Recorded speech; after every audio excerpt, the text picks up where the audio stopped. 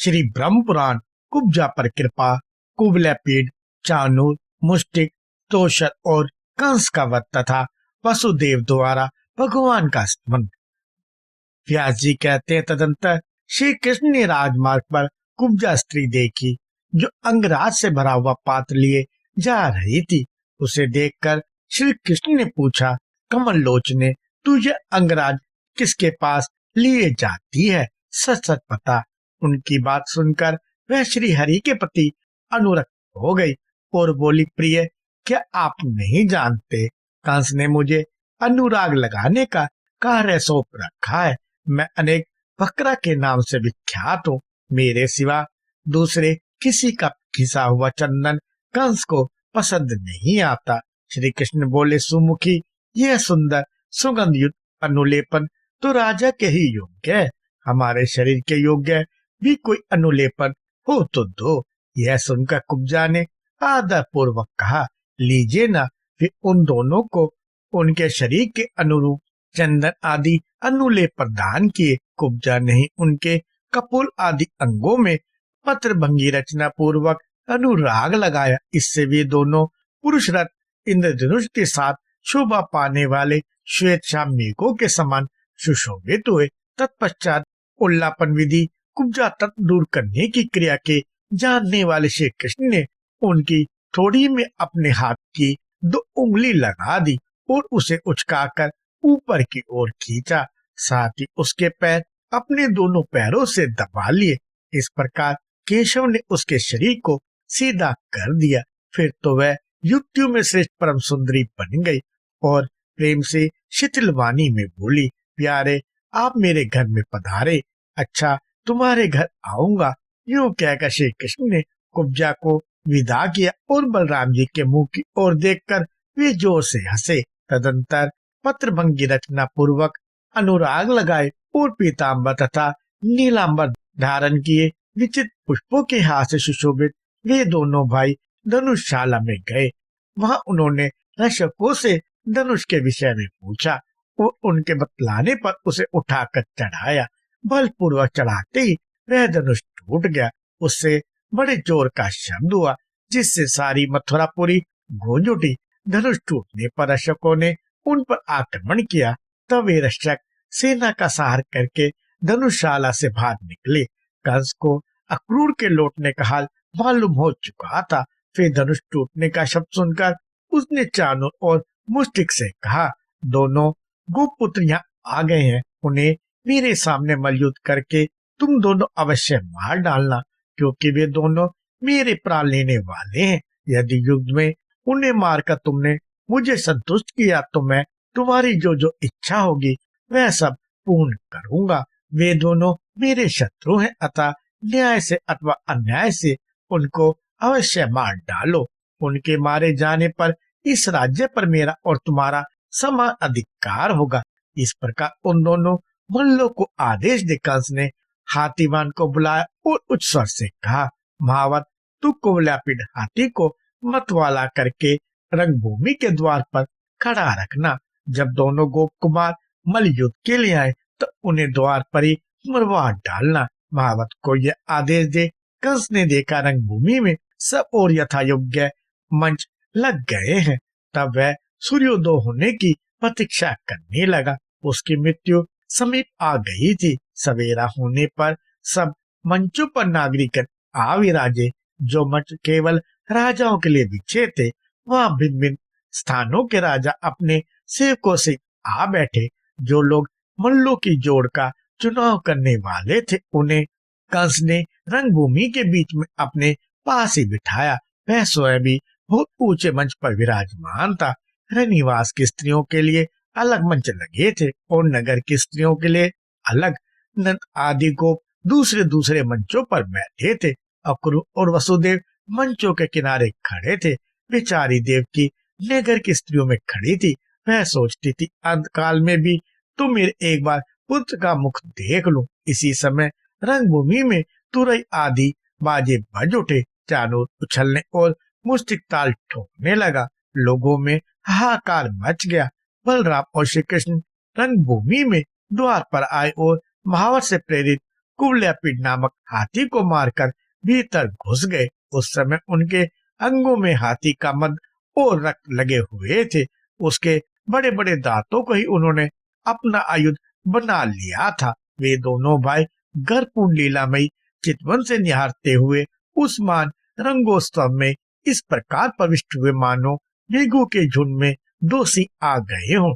उनके आते ही रंगभूमि में चारों ओर महान कोलाहल हुआ। सब लोग विस्मय के साथ कहने लगे, यही कृष्ण है, यही बलभद्र है। ये कृष्ण वे ही हैं जिन्होंने भयंकर राक्षसी पूतना का वध किया, छकड़े उलट दिए और दोनों अर्जुन वृक्षों को उखाड़ डाला, जिन्होंने बालक होते हुए भी कालिया नाग के मस्तक पर नृत्य किया, 7 रातों तक गोवर्धन पर्वत को हाथ पर उठा रखा और अरिष्ट, धेनुक और केशी आदि दुराचारियों को खेल ही खेल में मार डाला। वे ये श्री कृष्ण दिखाई देते हैं और ये जो दूसरे महाबाहु युवतियों के मन और नैनों को आनंद देते हुए लीला पूर्वक आगे आगे चल रहे हैं, वे श्री कृष्ण के बड़े भाई बलदेव जी हैं। पुराणिक रहस्यों को जानने वाले विद्वान पुरुष इन्हीं गोपाल के विषय में यूं कहते हैं कि ये शोक सागर में डूबे हुए यदुवंश का उद्धार करेंगे। निश्चय ये सबको जन्म देने वाले सद्भुत स्वरूप भगवान श्री विष्णु के अंश है, जो पृथ्वी का भार उतारने के लिए अवतीर्ण हुए हैं। इस प्रकार जब नगर के लोग बलराम और श्री कृष्ण का वर्णन कर रहे थे, उस समय देवकी के हृदय में स्नेह के कारण उनके स्तनों से दूध बहने लगा। वसुदेव जी तो मानो समीप आयु वृद्धावस्था को छोड़कर युवा हो गए। उनकी दृष्टि अपने दोनों पुत्रों पर ही लगी हुई थी, मानो वे उनके लिए महान उत्सव हो। रनिवास की स्त्रियां एकटक नेत्रों से श्री कृष्ण और बलराम को निहारती थी। नगर की स्त्रियां जो उनकी ओर से दृष्टि ही नहीं हटाती थी। स्त्रियां आपस में कहने लगी, सखियों श्री कृष्ण का मुख तो देखो, कैसी कमल जैसी सुंदर आंखें। कुवलयापीड हाथी से युद्ध करने के कारण जो परिश्रम हुआ है, उससे इनके मुख पर पसीने की बूंदें निकल आई हैं। इन श्वेत बुंदों से सुशोभित इनका प्रसन्न मुख ऐसे जान पड़ता है मानो खिले हुए कमल पर ओस कर शोभा पा रहे हो। इस मनोरमुख की झांकी करके आज अपना जन्म सफल कर लो। भामिनी, इस बालक के वक्षस्थल पर तो दृष्टिपात करो, श्रीवत्स चिन्ह से इसकी कैसी शोभा हो रही है। यह संपूर्ण जगत का आश्रय है और इसकी दोनों भुजाएं शत्रु का दर्प दलन करने में समर्थ है। अरे सखी, उधर देखो, मुष्टिक और चाणूर को उछलते कूदते देख बलभद्र जी के मुख पर मंद हास्य की कैसी छटा छा रही है। हाय सखी, देखो तो सही, ये श्री कृष्ण चाणूर के साथ युद्ध करने जा रहे हैं। क्या इस सभा में न्यायुक्त बर्ताव करने वाले बड़े बूढ़े नहीं है, तो अभी युवावस्था में प्रवेश करने वाले श्री हरि का सुकुमार शरीर और का औरत के समान कठोर एवं विशाल शरीर वाला यह महान असुर, ये दोनों भाई रंगभूमि में अभी तरुण दिखाई देते हैं। इनके सभी अंग कोमल हैं और चाणूर आदि दैत्य मल बड़े ही भयंकर हैं। युद्ध के लिए जोड़ का चुनाव करने वाले लोगों का यह बहुत अन्याय है कि मदस्त होकर भी बालक और बलवान के युद्ध की उपेक्षा करते हैं। जब नगर की स्त्रियां इस प्रकार वार्तालाप कर रही थी, उसी समय भगवान श्री हरि अपने पदाघात से पृथ्वी को कपाते हुए सब लोगों के हृदय में हर्षातिरेक की वृष्टि करने लगे। बलभद्र जी भी ताल ठोक कर बनोर गति से उछलते हुए चल रहे थे। उस समय यह पृथ्वी पग पग पर उनके पदाघात से विदीर्ण नहीं हुई, यही बड़े आश्चर्य की बात थी। तदंतर अमित पराक्रमी श्री कृष्ण चाणूर के साथ कुश्ती लड़ने लगे और मल्लयुद्ध की विद्या में कुशल मुष्टिक दैत्य बलदेव जी के साथ भिड़ गया। श्री कृष्ण चाणूर के साथ परस्पर भिड़कर नीचे गिराकर उछालकर घूसे और वज्र के समान कोहनी से मारकर पैरों से ठोकरे देकर तथा एक दूसरे के शरीर को रगड़कर लड़ने लगे। इस तरह उन दोनों में बड़ा भारी युद्ध हुआ। उस युद्ध में यद्यपि किसी अस्त्र शस्त्र का प्रयोग नहीं होता था, तो भी वह अत्यंत घोर एवं भयंकर था। अपने बल और प्राण शक्ति से ही साध्य था। जो जो चाणूर श्री हरि के साथ युद्ध करता, तो ही तो उसकी प्राण शक्ति घटती जाती थी। जगन में श्री कृष्ण भी उसके साथ लीला पूर्वक युद्ध करने लगे। वह परिश्रम से थक गया था, अतः क्रोध पूर्वक श्री कृष्ण के हाथ पर हाथ मार रहा था। कंस ने देखा श्री कृष्ण का बल बढ़ रहा है और चानोर थकता जा रहा है। कुपित होकर उसने बाजे बंद करा दिए। इसी समय आकाश में देवताओं के अनेक प्रकार के बाजे बज उठे।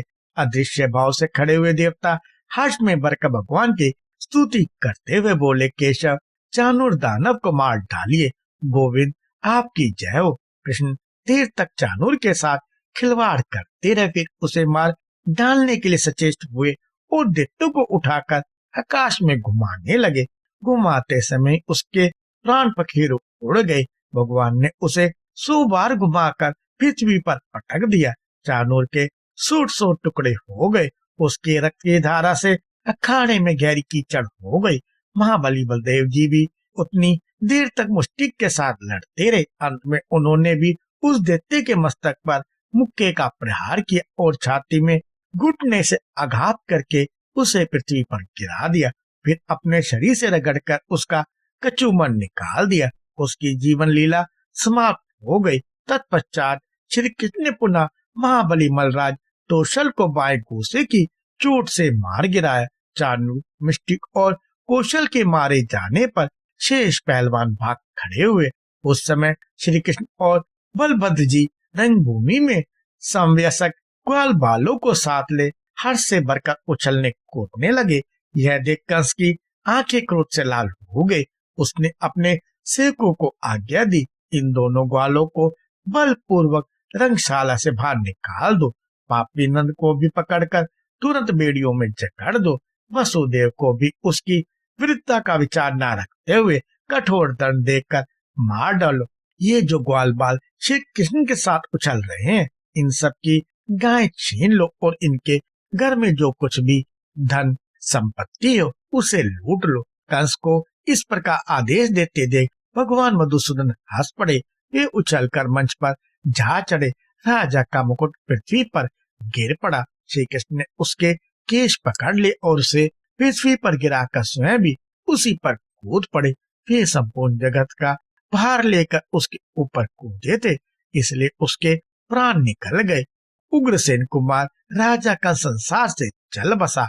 मरने पर भी श्री कृष्ण ने उसके मस्तक के बाल पकड़कर उसके शरीर को रंगभूमि में घसीटा। कंस के पकड़े जाने पर उसका भाई सुनामा क्रोध में भरकर आया, किंतु बलभद्र जी ने उसे खेल ही खेल में मार गिराया। मथुरा का महाराज कंस श्री कृष्ण के हाथ से अवहेलना पूर्वक मारा गया। यह देखकर रंगभूमि में आए हुए सब लोग हाहाकार करने लगे। तदनंतर श्री कृष्ण ने शीघ्र जाकर वसुदेव और देवकी के चरण पकड़ लिए। बलदेव जी ने भी उनका साथ दिया। वसुदेव और देवकी ने श्री कृष्ण को उठाया और जन्म काल में उन्होंने जो बातें कही थी उन्हें याद करके स्वयं प्रणाम करने लगे। वसुदेव जी बोले, देव देवेश्वर, आप मुझ पर प्रसन्न हुए। प्रभु, आप देवताओं में श्रेष्ठ हैं। केशव, आपने हम दोनों पर कृपा करके ही हम दोनों का उद्धार किया है। हमारी आराधना से भगवान ने जो दुराचारी दैत्य का वध करने के लिए हमारे घर में अवतार लिया, इससे हमारा कुल पवित्र हो गया। सर्वात्मा आप ही संपूर्ण भूतों के अंत है। आप में ही सबका लय होता है। आप समस्त प्राणियों के भीतर विराजमान है। आपसे ही भूत और भविष्य की प्रवृत्ति हुई है।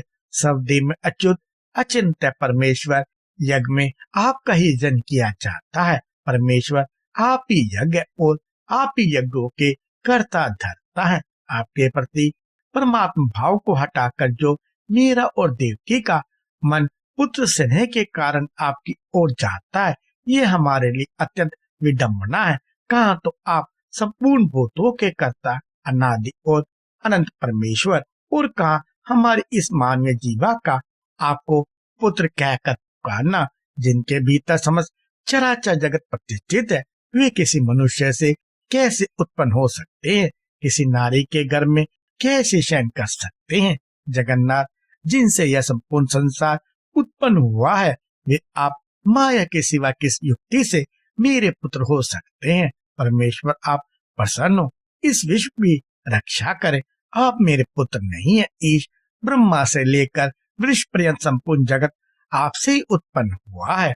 परमात्मा, आप हमारे मन में मोह क्यों उत्पन्न करते हैं? मेरी दृष्टि माया से मोहित हो रही है। आप मेरे पुत्र हैं, यह समझकर मैंने कंस से अत्यंत भय किया था और शत्रु के भय से व्याकुल होकर आपको गोकुल ले गया था। गोविंद, वहां रहकर आप मेरे सौभाग्य से इतने बड़े हुए हैं। रुद्र, मरुदगण, अश्वनी कुमार और इंद्र के द्वारा भी जो कार्य सिद्ध नहीं हो सकते वे भी आपके द्वारा सिद्ध होते देखे गए हैं। ईश, आप साक्षात श्री विष्णु हैं, जगत का कल्याण करने के लिए इस भूतल पर अवतीर्ण हुए हैं। हमारा सारा मोह अब दूर हो गया। कृपया लाइक, शेयर और सब्सक्राइब करें।